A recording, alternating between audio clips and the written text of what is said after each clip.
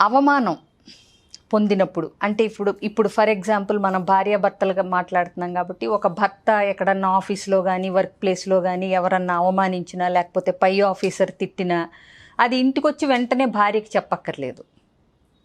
అది నేనైనా చెప్తాను. అంటే చాణక్యుడు కూడా చెప్పాడు. ఎందుకంటే ఏదో ఒక సందర్భంలో నేను ఈ పలానా పని చేశాను అందుకని మా బాస్ తిట్టాడు అని చెప్పినప్పుడు తర్వాత ఏదన్నా ముందు వచ్చే సందర్భాల్లో ఈ భర్త అలాగే ప్రవర్తించినప్పుడు అందుకే మరి మీ బాస్ కూడా తిట్టింది ఊరికే తిట్టలేదు అన్న పదం వచ్చేస్తుంది. అవునా కదా?